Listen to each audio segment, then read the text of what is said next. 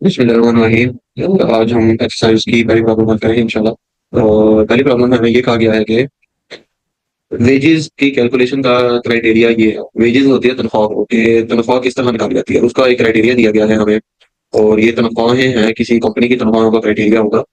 उसमें क्या गया कि सबसे पहले तो एक होती है बेसिक सैलरी। बेसिक सैलरी होती है पे रेट पर और multiply by working hours of employee. मतलब एक घंटे के काम के कितने पैसे हैं उसको हम मल्टीप्लाई करेंगे कि एक बंदे ने, एक जो मुलाजिम है उसने कितने घंटे काम किया है, उससे मल्टीप्लाई कर देंगे तो ये बेसिक सैलरी का एक वेरिएबल है, उसके अंदर आ जाएगा। उसके बाद power time. Power time salary मतलब इजाफी टाइम, कि उस बंदे ने इजाफी टाइम कितना काम किया। मतलब एक बेसिक टाइम होता है कि एक मुलाजिम को हमने रखा है तो उसके टाइम होगा काम करने का 8 से लेके सुबह 8 से लेके 12 बजे तक। अगर वो 12 बजे से ज्यादा मतलब 1-2 बजे तक काम करता है तो ये ओवर टाइम सैलरी में आता है, कि मतलब उसने इजाफी काम कितना किया। तो ओवर टाइम की तनख्वाह का पे रेट कितना है उसको जरूर देंगे उससे कि उसने ओवर टाइम कितना काम किया है। और उसको टोटल सैलरी में हम इस बेसिक सैलरी को, मतलब जितना उसका उसके महीने की तनख्वाह है उसको, और ओवर टाइम उसने कितना काम किया है उसको, उन दोनों को ऐड कर देंगे, जमा कर देंगे तो हमें टोटल सैलरी मिल जाएगी। तो हमें यूजर से क्या लेना है? The program write a program that should take working hours and overtime hours as input. The program should calculate and display the total salary of employee. अब ये और ये और ये और ये यूजर से इनपुट मिलेगा और हमें टोटल सैलरी की उसकी तनख्वाह महीने की कितनी बनी है वो हमें आउटपुट में आ जाएगी। तो हमने इस चीज का कोड लिखना है और प्रोग्रामिंग लैंग्वेज हमारी जो होगी वो सी होगी। तो इसको देखते हैं अब इंशाल्लाह कि इसको हम किस तरीके से हल करते हैं। तो अब हम इसका कोड लिखेंगे जो हमने प्रॉब्लम पर एक्सेस किया है। हमने टोटल सैलरी निकालनी है तो उस सैलरी को निकालने का क्या तरीका कार होगा। तो सबसे पहले हम ऊपर हैश टैग इंक्लूड stdio.h ये लिखेंगे हम। उसके बाद लिखेंगे इनिट में, और ये हमारी करली ब्रैकेट्स आ गई। उसके बाद हम जो पहला काम करेंगे ये करने के बाद अपने वेरिएबल्स डिफाइन करेंगे। तो हम वापस आएंगे अपनी उस प्रॉब्लम पे। यहाँ पे अब हम देखेंगे जो सैलरी होती है क्या पॉइंट्स में हो सकती है। तो मेरा नहीं ख्याल कि सैलरी पॉइंट्स में होती है, लेकिन हम पॉइंट्स रखेंगे क्योंकि जो कंपनी होती है उसमें और जो होते हैं वो पॉइंट्स में आते हैं, क्योंकि कितने घंटे काम किया तो वो पॉइंट्स में आ जाता है कि 12 घंटे 12.5 घंटे। तो इसीलिए सैलरी भी पॉइंट्स में ही रखेंगे। तो जिस हिसाब से होगा वो आगे देखेंगे। तो हमारा ये वाला एक working hours of employee, overtime hours of employ और पे रेट पर और ओवर टाइम पे रेट और बेसिक सैलरी और ओवर टाइम सैलरी, ये टोटल 6 वेरिएबल्स है। और ये सारे के सारे वेरिएबल्स हम फ्लोटिंग पॉइंट में ही बनाएंगे। तो देखिए, float, basic salary, overtime salary, ये वेरिएबल्स नेम में आपने स्पेसेस नहीं देनी, मतलब इस तरह नहीं लिखना। ये गलत है, आपने अंडरस्कोर लगा दें इस तरह लिख दें, ये फिर ठीक है। फिर आप दोबारा से फ्लॉट लिखें, ओवर टाइम और कि ओवर टाइम के घंटे कितने हैं, और overtime pay rate, over time के घंटे में हर घंटे काम करने की कितनी तनख्वाह है। फ्लॉट दो जो वेरिएबल्स रह गए हैं वो हमारे पेरेट पर आना है और वर्किंग आवर्स है। पे रेट और सॉरी पे रेट पर और वर्किंग आवर्स, ये हमने वेरिएबल्स के नाम जो है वो इनिशियलाइज करवा लिए। उसके बाद अब हम उन इक्वेशंस को लिखेंगे कि हमारे जो बेसिक सैलरी थी, बेसिक सैलरी किसके बराबर थी। बेसिक सैलरी बराबर थी हमारे पे रेट पर और के स्टैरिक मल्टीप्लाई हो रहा था वर्किंग आवर्स ऑफ एम्प्लॉय। ये हमारे पास बेसिक सैलरी आ गई थी। उसके बाद हमारे पास ओवर टाइम सैलरी थी, वो बराबर थी ओवर टाइम आवर्स के और asterisk over time pay rate के। लेकिन अगर हमने हमने तो अभी इनकी वैल्यूज ली नहीं है, इन वेरिएबल्स में अभी कुछ भी लिस्ट हो रही है, वेरिएबल्स अभी खाली पड़े हैं। तो इनकी वैल्यूज हम यूजर से लेंगे। तो हम प्रिंट एफ स्कैन एफ इस्तेमाल करेंगे। प्रिंट एफ एंटर, हम सबसे पहले पे रेट पर और की वैल्यू लेते हैं। एंटर पे रेट पर और of employee, scan F percentage F comma pay rate per और वेरिएबल का नाम लिख दिया।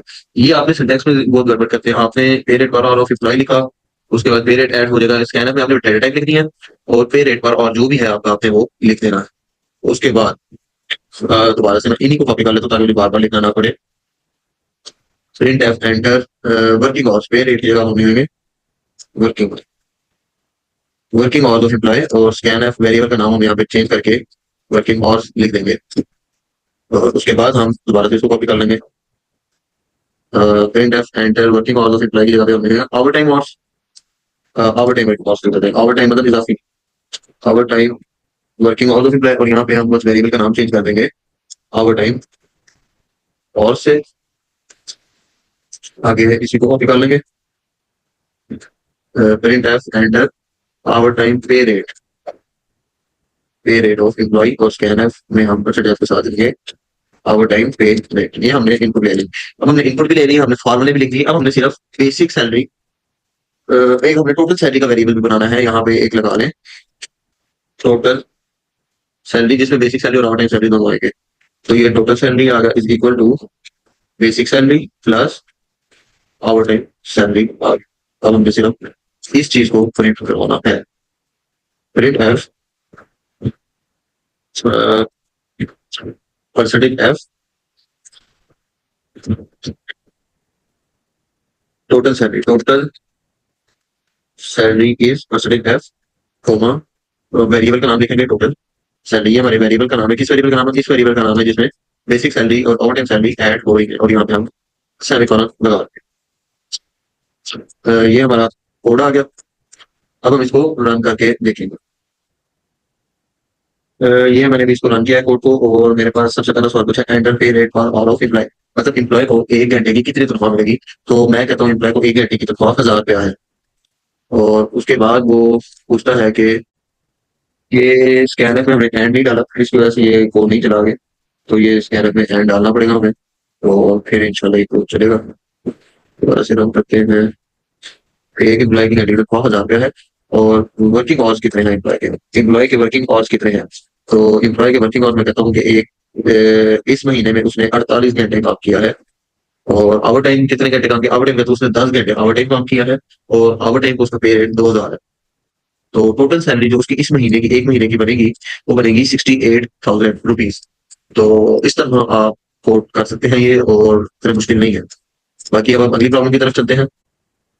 जो अगली एक्सिस प्रॉब्लम है उसमें कहा गया है कि write a program that takes Celsius temperature as input, Celsius temperature को वो इनपुट में लेगा, converts the temperature into Fahrenheit and shows the output. मतलब अब ये एक इक्वेशन दी गई है, और इस इक्वेशन में सिर्फ ये सी की वैल्यू वो इनपुट ले रहा है, बाकी हमारे पास एक मैथमेटिकल इक्वेशन है, और आई थिंक ये सबसे इजी कोड होगा हमारा। तो हम इसको करके देख लेते हैं। मैं इस पूरे को कमेंट और सिंगल डबल लाइन कमेंट कर देता हूँ, ताकि हम अगला कोड लिख सकें, और ये वाला कोड हमारा एग्जीक्यूट ना हो।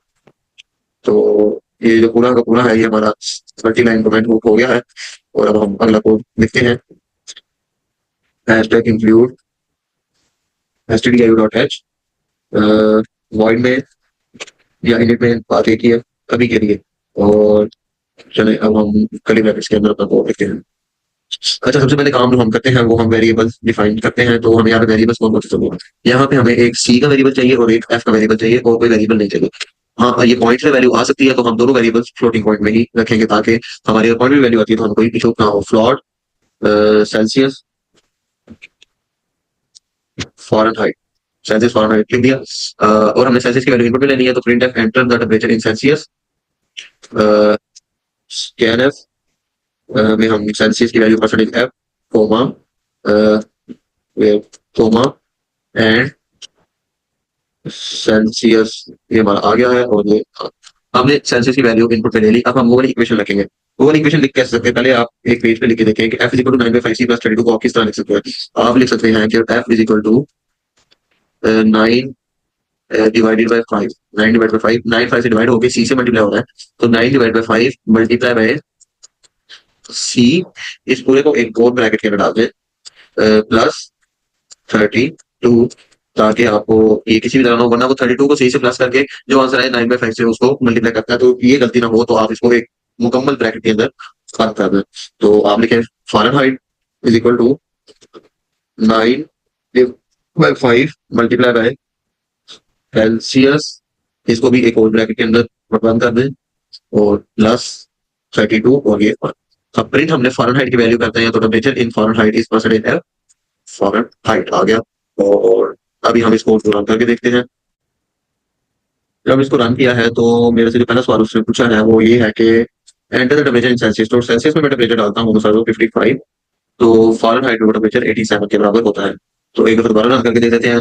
सेल्सियस में हम टेम्परेचर देते हैं इसको 38, और वो फ़ारेनहाइट में 70 डिग्री के बराबर होता है। आई थिंक ये गलत है।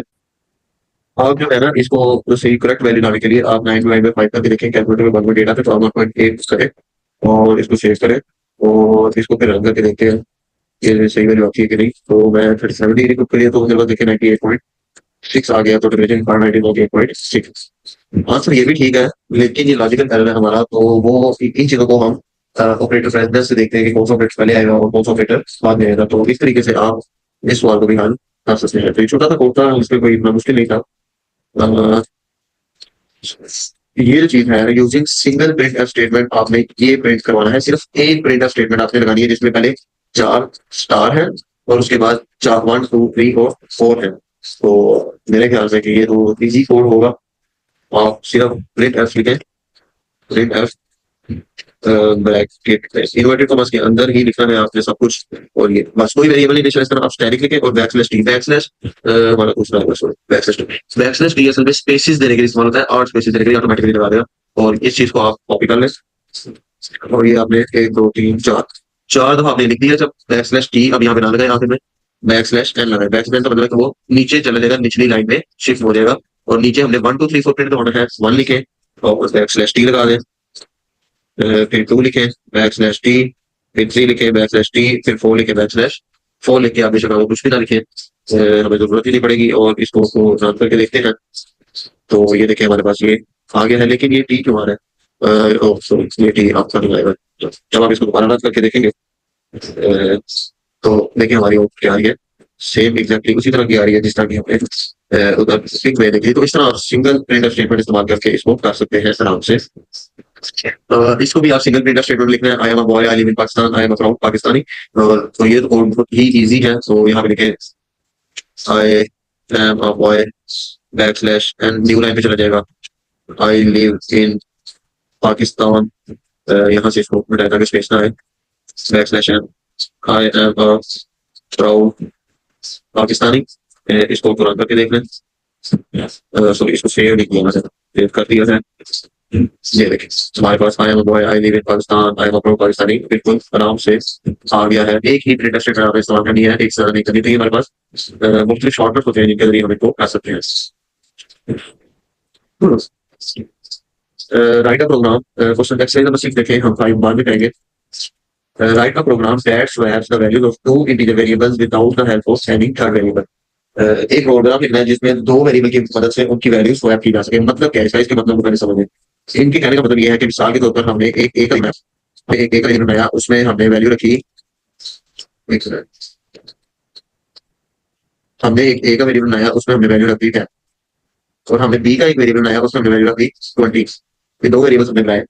और अब ये कहना चाह रहे हैं कोड क्या करें कि जब हम स्क्रीन पे प्रिंट करें तो ए की वैल्यू 20 हो जाए और बी की वैल्यू 10 हो जाए, मतलब वैल्यू आगे पीछे हो जाए। ए की वैल्यू बी में चली जाए और बी की वैल्यू ए में चली जाए, तो इसको हम कहते हैं स्वैप करना, वैल्यूज को स्वैप करना। तो ये चीज हमने करनी है और इंशाल्लाह इस चीज को देखते हैं कि जो वैल्यूज है वो स्वैप किस तरह हम कर सकते हैं। और कोई तीसरा वेरिएबल हमने इस्तेमाल नहीं करना, सिर्फ दो वेरिएबल्स इस्तेमाल करके हमने वैल्यूज को स्वैप, इंटीजर लिख दें, फ्लोट लिख दें, कैरेक्टर लिख लें, कोई भी आप इसमें लिख दें, मुझे कोई एतराज नहीं होगा। इंटीजर ए बी दो इंटीजर वैल्यूज, प्रिंट एफ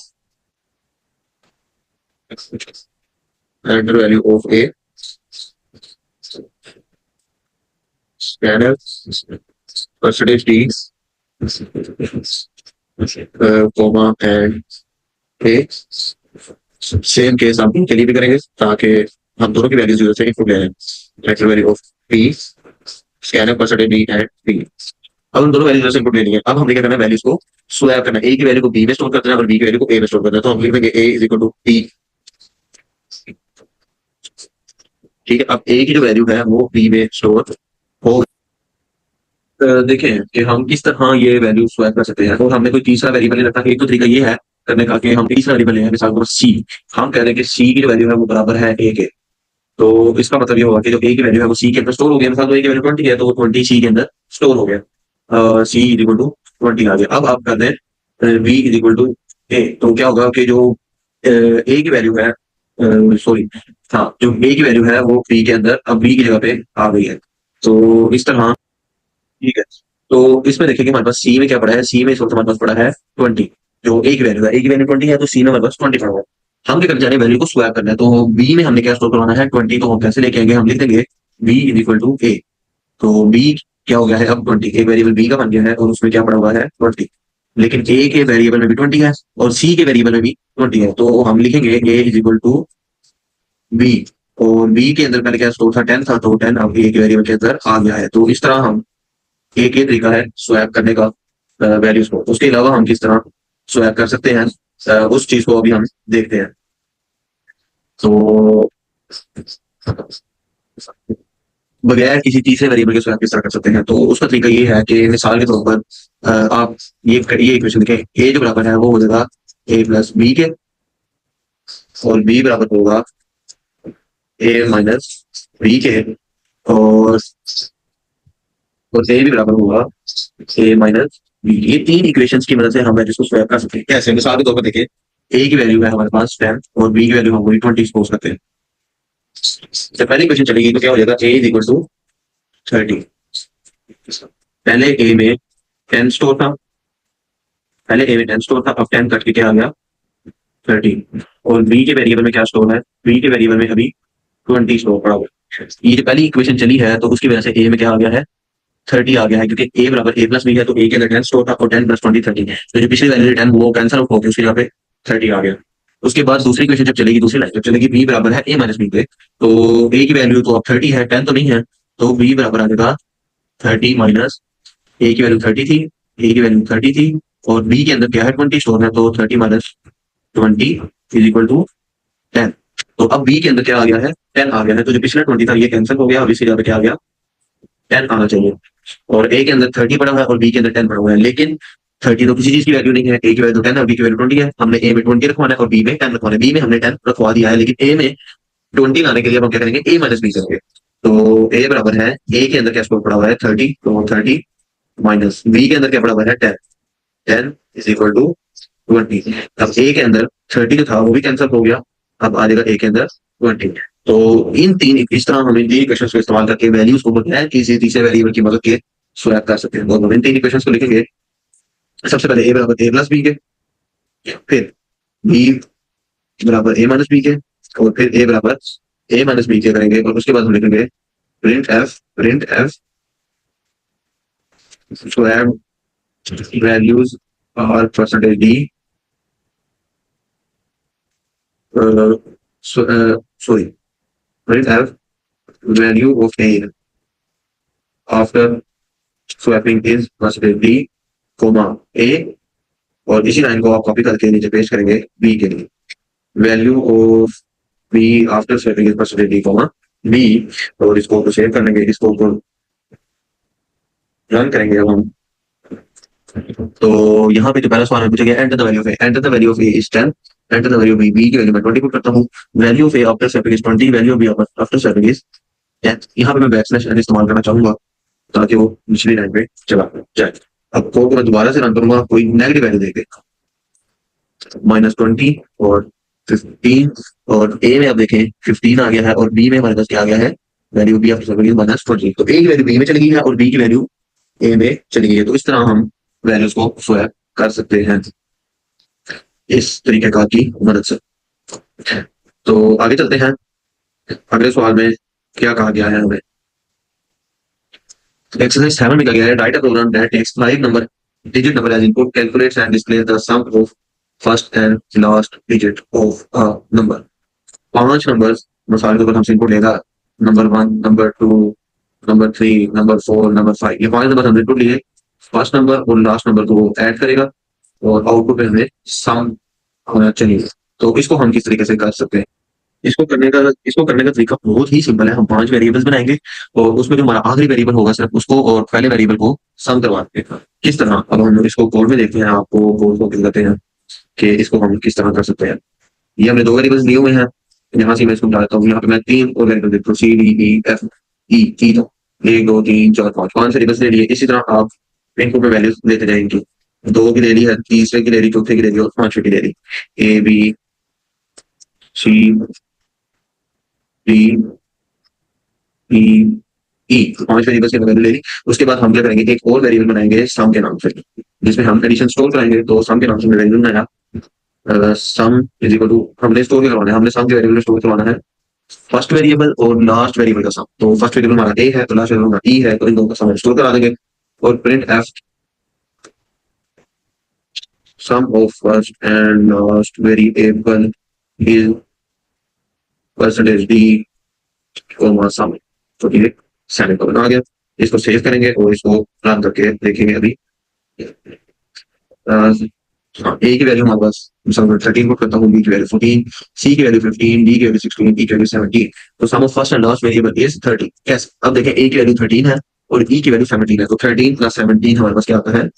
30 आता है। तो ये बिल्कुल सिंपल सा कोड था। इसको करने का तरीकाकार भी बिल्कुल सिंपल था, तो ये मेरा नहीं ख्याल कि आपको मुश्किल करेगा। क्वेश्चन नंबर 8 हम हल कर चुके हैं। वैसे इसको हम बाद में भी दोबारा फिर मैं आपको इसका सोल्यूशन बताऊंगा।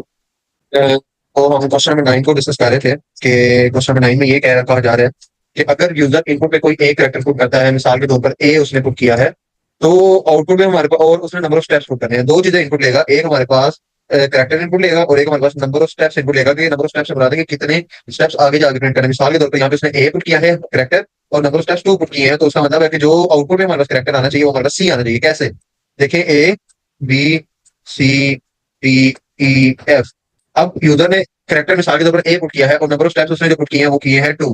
तो आप 2 स्टेप्स आगे जाए, 1 स्टेप और नेक्स्ट स्टेप हमारा ये 2।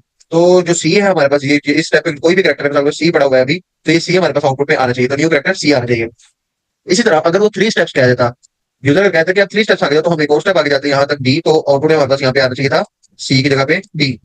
इसी तरह अगर 4 स्टेप्स, अगर उसने करेक्टर हमें दिया है डी, यहाँ पे एंटर करेक्टर की जगह पे हमें दिया हुआ है डी, मतलब अभी हम डी पे मौजूद हैं और उसने स्टेप्स दिए हैं 2, तो 2 स्टेप्स आगे जाए, 1 स्टेप और 2 स्टेप एफ, तो यहाँ पे डी की जगह पे एफ आना चाहिए आउटपुट स्क्रीन पे। यहाँ पे ये न्यू करेक्टर हमारे पास एफ आना चाहिए। तो इस कोड को, इस चीज का, इस कोड हम कैसे करेंगे? ये इसका कोड करते हैं। हमारे पास जो चीजें हैं वो क्या है?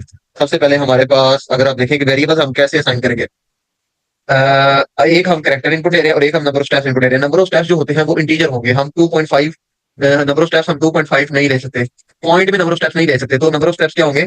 इंटीजर होंगे। और करेक्टर है, करेक्टर तो वैसे ही हम करेक्टर लेंगे, कार में लेंगे, तो 2 वेरिएबल्स होंगे। और तीसरा वेरिएबल क्या है? New character. 3 वेरिएबल्स हमने टोटल इनिशियलाइज कराने हैं, करेक्टर, न्यू करेक्टर और स्टेप्स। तो करवाते हैं इंटीजर में स्टेप्स, कार की डेल्टा में करेक्टर कोमा न्यू करेक्टर। तो ये हमने वेरिएबल्स की इनिशियलाइजेशन कर ली। उसके बाद हम क्या करेंगे? हम ये करेंगे कि लिखेंगे न्यू करेक्टर। जो न्यू करेक्टर है वो हमारा किसके बराबर होगा? करेक्टर, जो हमारा करेक्टर का वेरिएबल है, प्लस स्टेप्स। मतलब ये कि न्यू करेक्टर में क्या स्टोर होगा कि करेक्टर की जो भी वैल्यू है वो कार में होती है और प्लस हो जाएगा number of steps. C language में होता है कि यहाँ पे करेक्टर ही आएगा और यहाँ पे स्टेप्स उसके बताएंगे कि आपने इस करेक्टर के अगले कितने स्टेप्स पे लेके जाके वैल्यू इस न्यू करेक्टर के वेरिएबल में स्टोर करवानी है। तो इस लाइन को आप अगर इस तरह मैं आपको समझाऊं कि जो करेक्टर का वेरिएबल है, जो करेक्टर के वेरिएबल में वैल्यू स्टोर पड़ी है, मिसाल के तौर पर सी पड़ी है, और जो स्टेप्स का वेरिएबल है, मिसाल के तौर पर उस स्टेप्स के वेरिएबल में वैल्यू 2 पड़ी है और हमने सी प्लस 2 करवाना है, is equal to new character का वेरिएबल है। न्यू करेक्टर का वेरिएबल है, उसमें क्या स्टोर होगा? C, C E, C D E F G. तो 2 स्टेप्स आगे लेके जाए, सी को, सी के 1 स्टेप पे डी आता है और नेक्स्ट स्टेप पे ई आता है। तो सी प्लस 2 का मतलब सी करेक्टर है, सी करेक्टर प्लस 2 का मतलब है कि ई, और वो जो ई होगा वो हमारा किधर जाएगा? न्यू करेक्टर के वेरिएबल के अंदर ई स्टोर हो जाएगा। ठीक होगी बात? तो सबसे पहले हमने करेक्टर ना यूजर इनपुट लिया और ना स्टेप्स हमने यूजर इनपुट लिए हैं। प्रिंट एफ करेंगे हम enter character, scan F character, print F enter number of steps, और इसी तरह हम स्कैन एफ में भी एंटर नंबर ऑफ स्टेप्स कर देंगे। एंटर नंबर ऑफ स्टेप्स रह गए थे, ये देखें, ये हमने स्कैन एफ में भी एंटर नंबर ऑफ स्टेप्स कर दिए। उसके बाद न्यू करेक्टर हमने कर दिया। उसके बाद हमने जो न्यू करेक्टर के अंदर वैल्यू स्टोर है उसको प्रिंट करवाना है। तो प्रिंट एफ न्यू करेक्टर का वेरिएबल लिख दें, यहाँ पे लिखें new character is percentage, character किस में होता है? करेक्टर परसेंटेज सी में होता है, तो परसेंटेज सी आ गया और ये सेमीकोलन। सेव करेंगे इसको और रन करके देखेंगे क्या सूरत हाल है। देखें, अब पहला सवाल जो किया गया है हमारी, पहले ये वाली line, print F enter character, देखिए बिल्कुल एंटर कैरेक्टर प्रिंट हो गया है। अब स्कैन एफ में परसेंटेज सी कैरेक्टर क्या है, तो यहाँ पे हम कैरेक्टर जो भी पुट करेंगे वो स्कैन एफ की मदद से इस कैरेक्टर के वेरिएबल के अंदर, ये जो कैरेक्टर का वेरिएबल है इसके अंदर चला जाएगा। तो मिसाल को मैं सी देता हूँ, सी दे दिया। अब number of steps, enter the number of steps. अब नंबर ऑफ स्टेप्स इंटीजर में पुट करें, पॉइंट में ये करेंगे भी तो एरर नहीं आएगा, लेकिन वो उसको इंटीजर में कन्वर्ट कर लेगा खुद ब खुद। मिसाल के तौर पर मैं आपको ये बात पहले भी बताना भूल गया कि अगर आपकी डाटा टाइप इंटीजर है और आप फ्लोट की कोई पॉइंट की वैल्यू पुट कर देते हैं, तो सी प्रोग्रामिंग का जो कंपाइलर है उसको ऑटोमेटिकली इंटीजर में कन्वर्ट कर देता है। कैसे? देखिए कि मिसाल के तौर पर आपकी डाटा थी इंटीजर और आपने वैल्यू पुट की 11.9, तो 11.9 में से ये 0.9 को काट देगा और सिर्फ 11 को ले लेगा और 11 को एज अ इंटीजर रखेगा। इसको 12 नहीं बनाएगा, इसको सिर्फ एज अ 11 लेगा। पॉइंट के आगे बेशक 9999 भी हो तो वो उसको नहीं कंसीडर करेगा, सिर्फ तो उसका जो इंटीजर पार्ट है, इंटेग्रल पार्ट है, उसको कंसीडर करेगा। तो नंबर ऑफ स्टेप्स मिसाल के तौर पर आप 5 दे दें, तो देखें न्यू कैरेक्टर इज एच, तो हमारा जो अगला कैरेक्टर आएगा वो एच आएगा। तो ये हमारा ये वाला क्वेश्चन भी, क्वेश्चन नंबर 9 इसका ये सोल्यूशन था। और 10th क्वेश्चन देखें, write a program that takes the radius of a circle as input, the program should calculate and display the area of a circle. तो एरिया ऑफ अ सर्कल जो है इसका formula क्या होता है, सबसे पहले आपको ये पता होना चाहिए कि ये सर्कल का जो एरिया है वो होता क्या है। ठीक है, रेडियस और एरिया ये दो चीजें क्या है। रेडियस कहते हैं इसको, ये एक सर्कल है, इसके सेंटर से लेके इधर तक का डिस्टेंस, या सेंटर से लेके इधर तक का डिस्टेंस, या सेंटर से लेके सर्कमफेरेंस तक के किसी भी पॉइंट, ये सारे मुख्तलिफ रेडियस हैं और इन सब रेडियस की वैल्यू एक ही होती है। रेडियस हमेशा सेम होता है सर्कल का, ये भी रेडियस है, ये भी रेडियस है, ये भी रेडियस है, ये भी रेडियस है, और इन सब की रेडियस की वैल्यू एक ही होगी। तो एरिया क्या है, सर्कल का एरिया किसको कहते हैं। तो मिसाल को देखें कि ये एक सर्कल है, ये जो चीज है, ये जितना भी रीजन है सारा, ये जितनी सर्कल ने जगह घेरी है अंदर, ये सारा सर्कल का एरिया है। तो सर्कल का एरिया कैसे आता है, सर्कल के एरिया का फॉर्मूला होता है, सर्कल के एरिया का फॉर्मूला होता है पाई आर स्क्वेयर। अब पाई क्या होता है, पाई हम सबको पता है 3.14, या यहाँ हम 3.14 की बजाय मोर प्रिसाइजली 22/7 लिखेंगे, मल्टीप्लाई आर स्क्वेयर। तो ये हमारे पास इक्वेशन बन गई है एरिया ऑफ अ सर्कल की। तो इसको हम सी प्रोग्रामिंग लैंग्वेज में कैसे लिख सकते हैं, एरिया ऑफ अ सर्कल को सी प्रोग्रामिंग लैंग्वेज में आप डिवाइड करें 22 divided by 7 multiply by R multiply by R, ये हमारे पास आर का स्क्वेयर आ गया और ये हमारे पास पाई की वैल्यू आ गई। तो इस तरह आप इक्वेशन लिख सकते हैं area of a circle find करने की सी में। तो उसके लिए इस इक्वेशन को लिखने के लिए आपको कितने वेरिएबल चाहिए, एक आपको ए का वेरिएबल चाहिए, एक आपको आर का वेरिएबल चाहिए। आर की वैल्यू आपने यूजर से लेनी है और एरिया ऑफ अ सर्कल जो ये है ये कैलकुलेट होके ए के वेरिएबल के अंदर चला जाएगा। तो ये हमने इस चीज का इस लाइन को हमने कोड करना है एरिया ऑफ अ सर्कल निकालने के लिए। तो कोड पे आ जाए, मैं सबसे पहले यहाँ पे चेंजिंग बल्कि दोबारा से करते हैं। हाँ जी, तो याद रखिएगा कि सर्कल का एरिया किसी भी चीज की लंबाई पॉइंट में हो सकती है, तो हम फ्लॉट इस्तेमाल करेंगे एरिया ऑफ अ सर्कल निकालने के लिए। तो सबसे पहले फ्लॉट एरिया आ गया, रेडियस आ गया, दो ही चीजें हमें चाहिए थी, एरिया भी ले लिया और हमने रेडियस भी ले लिया। आगे हम लिखेंगे जो एरिया है वो बराबर होगा 22 divided by 7 asterisk radius, asterisk radius. लेकिन हमने तो रेडियस की वैल्यू यूजर से ली ही नहीं है, तो पहले रेडियस की वैल्यू यूजर से लें। Print F enter the radius of circle, आगे लिखेंगे हम scan F percentage F and radius. जब हमने ये लिख लिया और यूजर से वैल्यू ले ली, आगे हमने ये भी ले लिया। तो ये जब हम इक्वेशन लिख देंगे, इसको भी आप बेशक ब्रैकेट्स में इस तरह कर दें। जब आपने ये सारा लिख दिया उसके बाद आप क्या करेंगे, उसके बाद इस एरिया को आप प्रिंट करवाएंगे। Print F area of a circle is percentage F, क्योंकि हमने फ्लॉट में रखा हुआ है। Print F of print F area of a circle is percentage F और एरिया वेरिएबल का नाम आ गया। सेव करेंगे, इसको रन करके देखते हैं। हमसे पूछा गया enter the radius of circle, radius circle का है 15, तो एरिया कितना हो जाएगा 675। ठीक होगी बात। तो ये हमारा वो वाला क्वेश्चन नंबर जो है हमारा 10, ये भी हल हो गया।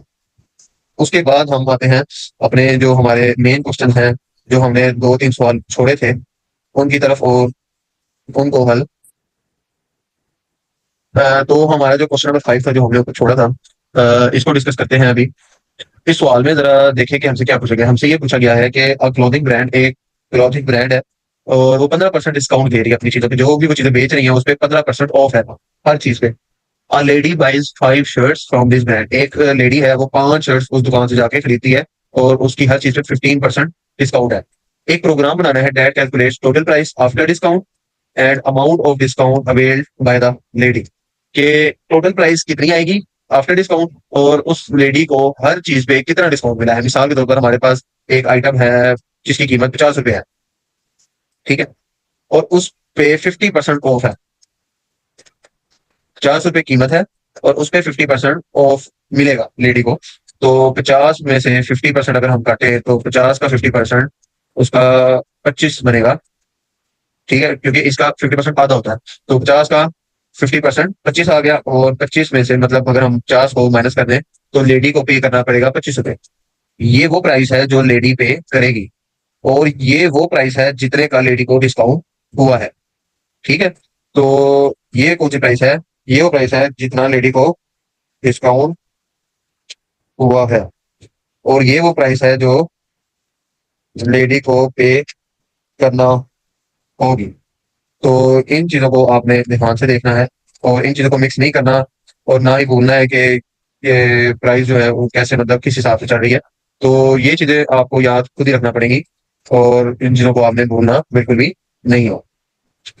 आगे इस ये तो ठीक है, लेकिन हम सी लैंग्वेज में इस चीज को कैसे लिख सकते हैं? ये तो समझने की हद तक बिल्कुल बात ठीक है कि हम समझ जाते हैं कि ये जो बात हमने कही है वो ठीक है, लेकिन प्रोग्रामिंग लैंग्वेज में सी को कैसे हम समझाएंगे कि ये चीज करनी है? उसके लिए फॉर्मूले होते हैं, फॉर्मूले होंगे ना जिसकी मदद से हम समझाएंगे। उसके उन फॉर्मूलों के बगैर हम समझा भी नहीं सकते। तो फॉर्मूला क्या बन सकता है? फॉर्मूला परसेंटेज मतलब डिस्काउंट निकालने का, ये वाली जो वैल्यू है ये निकालने का फॉर्मूला कैसा हो सकता है? मिसाल के ऊपर अगर प्राइस हमारे पास रैंडम है, कोई 50 नहीं है, मिसाल को 130 है, तो फिर 25 थोड़ी आएगा। तो फिर तो कोई और चीज, कोई और वैल्यू यहाँ पे आएगी, वो तो फिर 50% होगा इसका, तो वो वैल्यू आएगी। तो इनके लिए एक जनरल फार्मूला हमें बनाना पड़ेगा जिनकी मदद से हम ये चीजें आराम से कर सकते हैं। तो फार्मूला क्या होगा? डिस्काउंट निकालने का क्या फार्मूला हो सकता है? तो ये जो डिस्काउंटेड प्राइस है, ये जो ये वाली प्राइस है डिस्काउंट प्राइस, डिस्काउंट प्राइस है, इसका फार्मूला हम इस तरह लिख सकते हैं। ओरिजिनल प्राइस, ओरिजिनल प्राइस जो भी उसकी असल कीमत है, इसको मल्टीप्लाई करें कितने परसेंट डिस्काउंट दिया है, परसेंटेज डिस्काउंट, इससे परसेंटेज डिस्काउंट से मल्टीप्लाई करें और डिवाइड करते हैं 100 से। इस चीज का मतलब क्या है? इसका मतलब ये है कि अगर ओरिजिनल प्राइस 230 रुपए है और परसेंटेज हमें डिस्काउंट दिया गया है 15%, और उसको हम 100 से डिवाइड करें, तो ये हमारे पास आउटपुट में क्या आएगा? 230 को मल्टीप्लाई हो जाएगा 0.15 से, तो 230 को 0.15 से मल्टीप्लाई करेंगे तो हमारे पास आ जाता है 34.5। ये वो प्राइस है जितनी उसको डिस्काउंट होगी। तो ओरिजिनल प्राइस 230, तो 230 में से 34.5 जो हमारी डिस्काउंटेड प्राइस है वो माइनस कर दें 230 में से, तो हमारे पास आ जाएगा 195.5।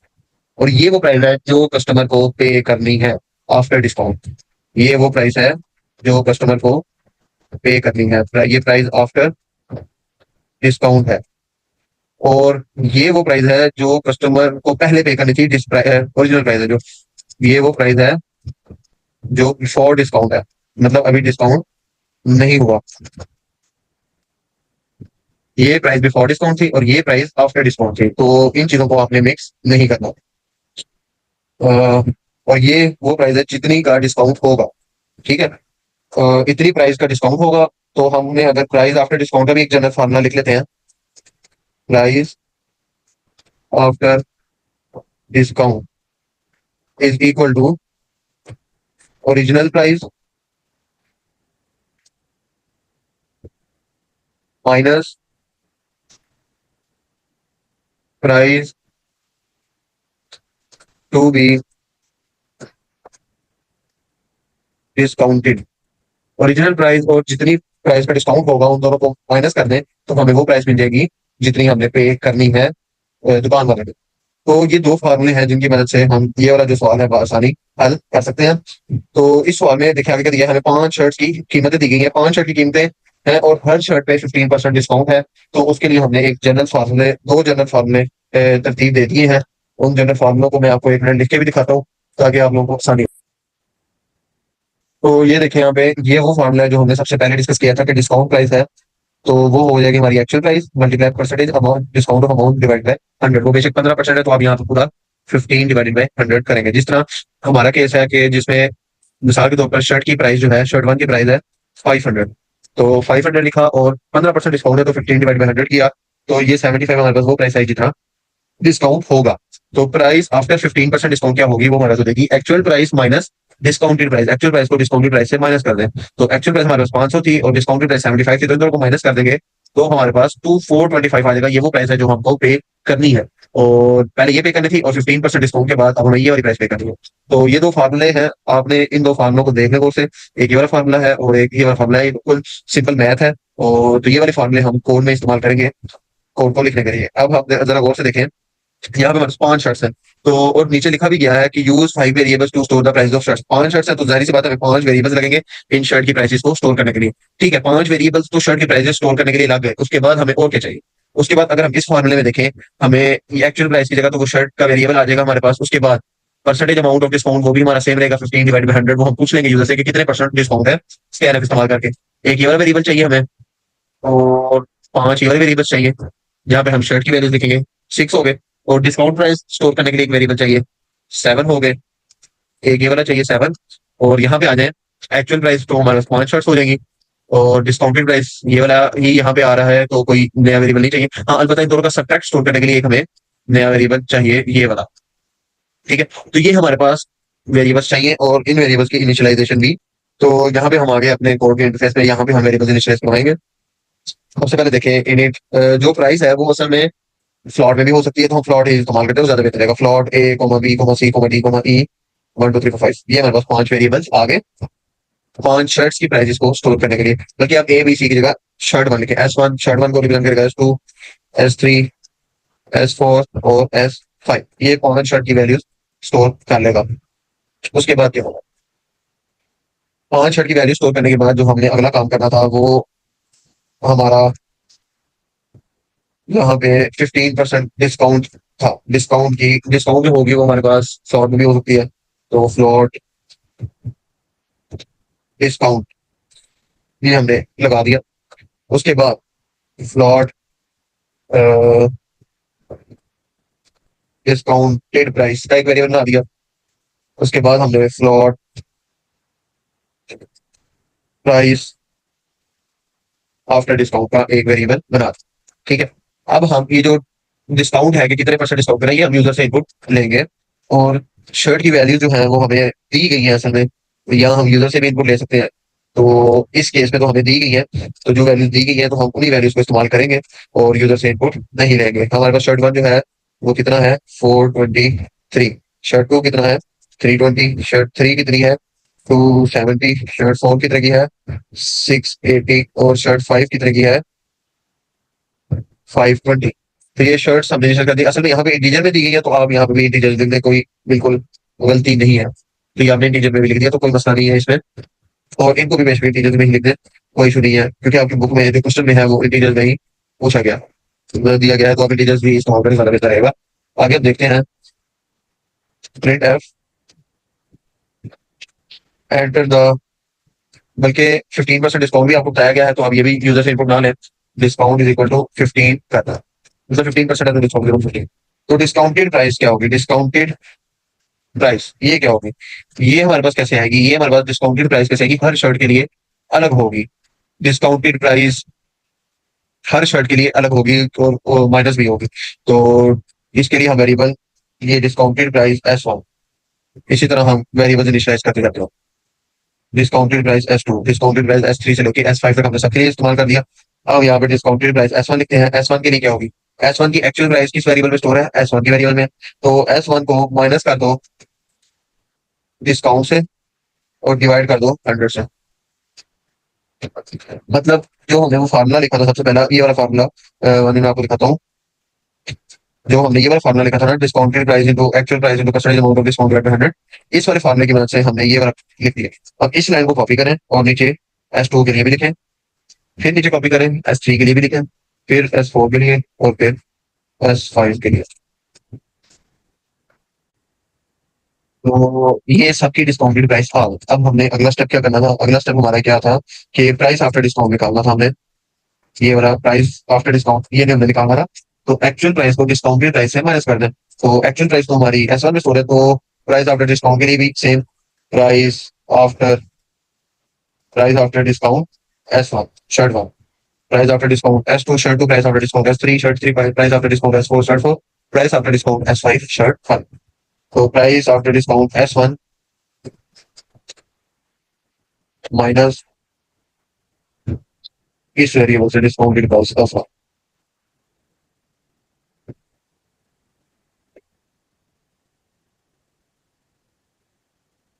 इसी इसी तरह हमने देखे ये सारी जो वैल्यूज है ये कॉपी पेस्ट करनी है और 500 शर्ट्स की जो प्राइस आफ्टर डिस्काउंट है वो इन वेरिएबल्स के अंदर अब स्टोर हो गई और दो ही फार्मूले हमने इस्तेमाल किए हैं. यहाँ पे मैं हमेशा कमेंट्स में भी लिख देता हूँ DP S1 is equal to discount price of S1 PAD. S1 is price after discount for S1 and ETC और बाकी सबके लिए भी यही है. तो आगे इन वेरिएबल्स को प्रिंट करवा लें. ये वाले वेरिएबल्स हैं इनको स्क्रीन पे प्रिंट करवा लो. Print F price after discount for S1 if this S2 S3 S4 S5. इन वेरिएबल्स को हमने प्रिंट करवा लिया है तो इसको तो अब हम रन करके देखते हैं. What is the error. I think यहाँ पे देखिए कि हमारा यहाँ पे सारा जीरो, यहाँ पे हमारा सारा जीरो क्यों आ रहा है. तो ये एक लॉजिकल एरर है. आपका लॉजिकल एरर ये है कि डिस्काउंट हम ले रहे हैं इंटीजर में. तो यहाँ पे इंटीजर की वैल्यू आ रही है 15 तो 15 डिवाइड बाई 100 0.15 होता है लेकिन क्योंकि ये इंटीजर है तो जीरो आ रहा है. जीरो माइनस जो भी होगा तो इस वजह से यहाँ से जीरो आ रहा है और यहाँ पे original value minus original value हो रही है तो हमारी आउटपुट में आंसर जीरो आ रहा है. तो इसको करेक्ट करने के लिए आप यहाँ पे इसको प्लॉट लिखें और अब इसको सेव करें और रन करें. तो यहाँ पे हमारे पास कुछ वैल्यू जो आ रही है मतलब इतना डिस्काउंट हमारा हो रहा. One of the biggest mistake I have made is a logical error here again. यहाँ पे मुझे मल्टीप्लाई लगाना था और मैंने सब्ट्रैक्ट लगा दिया क्योंकि जो हमने यहाँ पे देखे यहाँ पे जो हमने फार्मूला लिखा था यहाँ पे हमने मल्टीप्लिकेशन का सिंबल इस्तेमाल किया था तो गलती से मैंने वहां पे सब्ट्रैक्शन का सिंबल लगा दिया. तो इसको करेक्ट करना है. यहाँ पे मल्टीप्लिकेशन आएगी इस तरह से. मल्टीप्लिकेशन आ गई 15% डिस्काउंट हो गया. अब इसको रन करके देखते हैं. Let's assume yes. तो this will be the price after discount for each item. ये हर शर्ट की प्राइस है जो आफ्टर डिस्काउंट हमें पे करनी पड़ेगी. लेकिन अगर हम क्वेश्चन को गौर से देखें तो क्वेश्चन में क्या पूछा गया है. क्वेश्चन को अगर गौर से देखें एलईडी में 5 shirts write program that calculates total price after discount and the amount of discount available by the next. हमने टोटल प्राइस आफ्टर डिस्काउंट निकालनी है कि टोटल प्राइस जो है डिस्काउंट के बाद कितनी है. तो उसके लिए हमें ये सब कुछ करने की जरूरत नहीं है. हम एक ही फॉर्मूला लिखेंगे और यहाँ पे ही ये वाले फॉर्मूलाज भी मिटा दें और ये वाले भी मिटा दें. सिर्फ हम अब ये मिटा यहाँ पे ब्रैकेट के अंदर S1 shirt 1 shirt 2 shirt 3 shirt 4 shirt 5 लिखा और 15% डिस्काउंट है. 15% डिस्काउंट भी मिल जाएगा हमें. उसके बाद ये वाले भी मिटा दें. यहाँ पे ब्रैकेट में लिखे shirt 1 shirt 2 shirt 3 shirt 4 shirt 5 तो इसको भी मिटा दें. ये चीज हमें क्या बता रही है. ये चीज हमें ये बता रही है कि तमाम शर्ट्स में 15% डिस्काउंट के बाद उन शर्ट्स की वैल्यू क्या होगी और ये चीज आफ्टर डिस्काउंट तमाम शर्ट्स पे डिस्काउंट कितना होगा और ये चीज हमें बताएगी कि आफ्टर डिस्काउंट हमें कितनी प्राइस पे करनी है. तो इन दो वेरिएबल्स को प्रिंट करवा लेते हैं. Print F total price after discount is this. लेकिन हमें वो भी प्रिंट करवाना है कि डिस्काउंट हुआ कितना total. Print F discount price is this और total price after discount is this. तो इसको अब रन करके देखते हैं. Let's assume our answer is correct. I think so. Total price after discount हमें इतना पे करना पड़ेगा 1881 और जो डिस्काउंट हमें हुआ है वो इतना हुआ है 331.95 रुपीज हमें डिस्काउंट हुआ है. तो इस तरह से ये वाला रिपोर्ट है आपका हल हो जाएगा और मेरा नहीं ख्याल कि इसको दोबारा करने में आपको कोई मुश्किल पेश आएगी. अब हमारा तकरीबन हर कोड हर प्रोग्राम हमने डिटेल में डिस्कस कर लिया है. Let's assume this is our last code. इसको हल कर लेते हैं. I think so. It will be easy for both. So okay.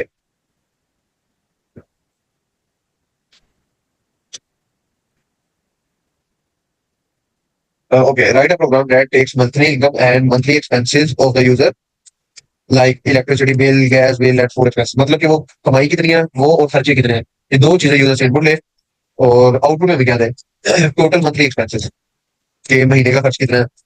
उसके बाद हमें क्या आउटपुट में दे, टोटल ईयरली एक्सपेंसेस के साल का खर्च कितना है, मंथली सेविंग महीने की बचत कितनी है, ईयरली सेविंग साल की बचत कितनी है, एवरेज सेविंग्स पर मंथ महीने हर महीने तकरीबन कितनी बचत होती है, और एवरेज एक्सपेंस पर मंथ के हर महीने तकरीबन कितना जो है वो खर्चा आता है। तो इसको डिटेल में हम इनके फार्मूले डिस्कस करते हैं कि कैसे निकलेंगे फार्मूले इनके।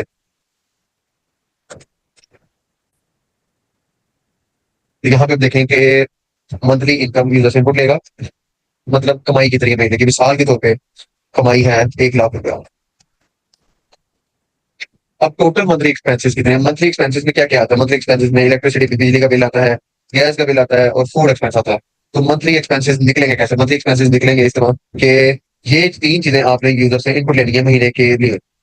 तो मंथली एक्सपेंस में आप इन तीनों चीजों को ऐड कर देंगे, यानी मंथली एक्सपेंस जो होगा हमारा, टोटल मंथली एक्सपेंस वो कितना बन जाएगा,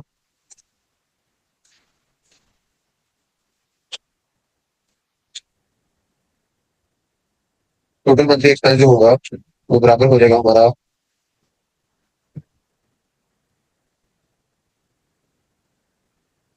electricity bill plus food bill plus हमारा जो गैस का बिल है, gas bill.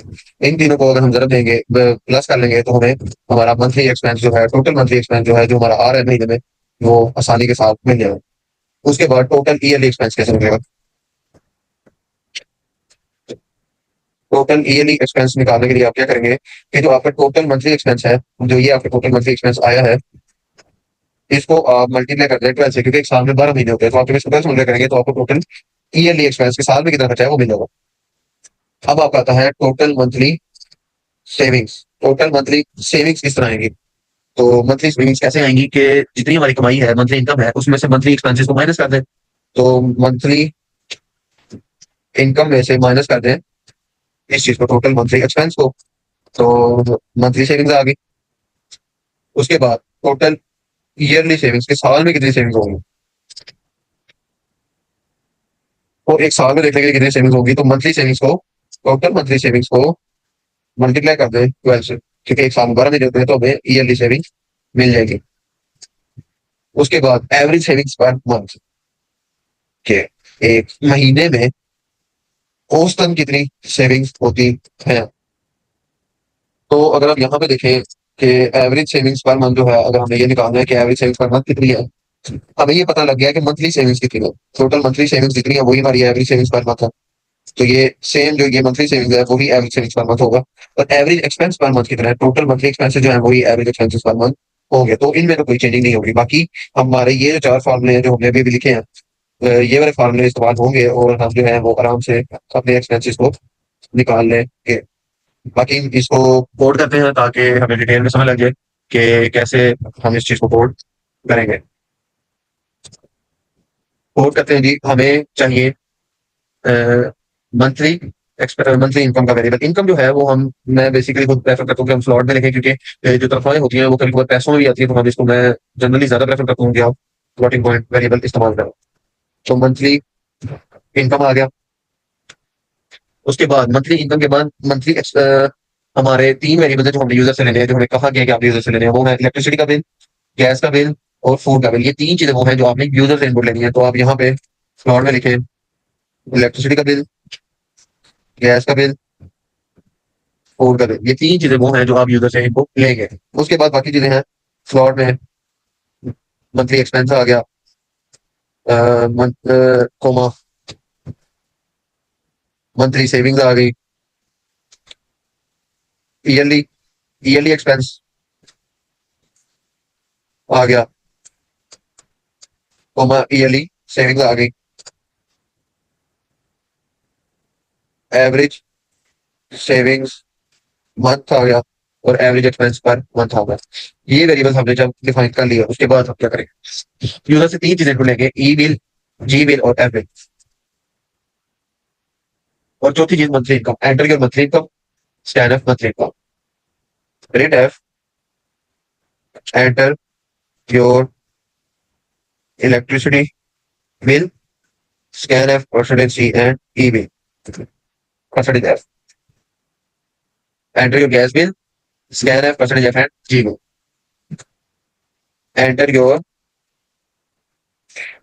Food bill, scan F percentage C and F. ये जब हमने चार चीजें यूज से बुक ले ली, उसके बाद हमने निकालना है मंथली एक्सपेंस। तो मंथली एक्सपेंस हमने क्या फॉर्मूला लिखा था, मंथली एक्सपेंस जो होगा वो इलेक्ट्रिसिटी बिल, गैस बिल और फूड बिल को सम करेंगे तो हमारे पास मंथली एक्सपेंस आ जाएगा। और मंथली सेविंग का हमने क्या कहा था, मंथली इनकम को मंथली एक्सपेंस से माइनस कर देंगे तो मंथली सेविंग्स आ जाएगी।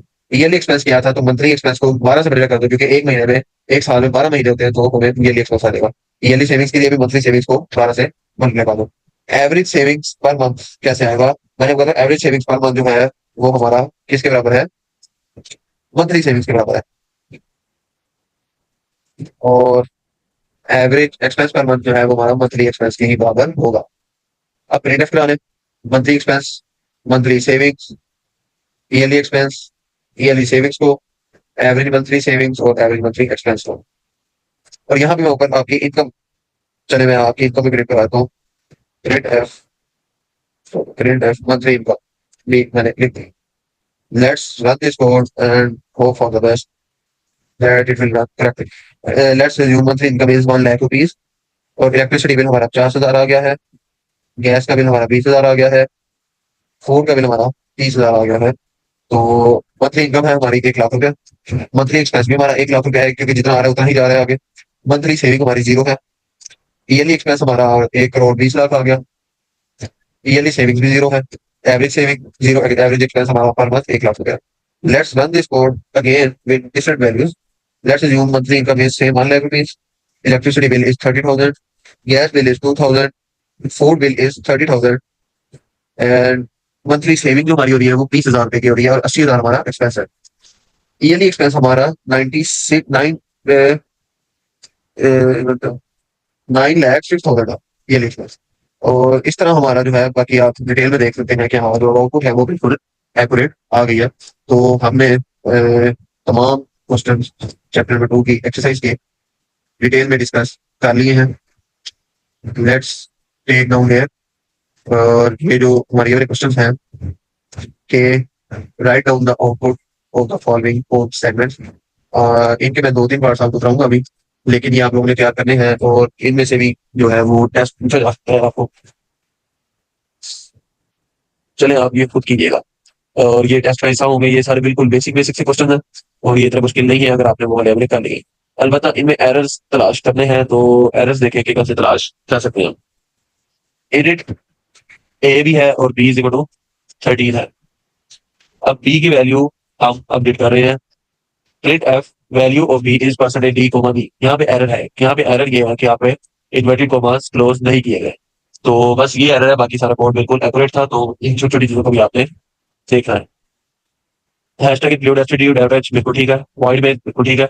एडिट ए बी सी ये गलत है, यहाँ पे हमारे पास सेमीकोलन आएगा, ये लाइफ गलत थी। प्रिंट एफ ठीक है, एंटर द फर्स्ट नंबर बिल्कुल एक्यूरेट है। Scan F percentage D and A बिल्कुल ठीक है। Print F enter second number बिल्कुल ठीक है। Scan F percentage D comma and B बिल्कुल ठीक है।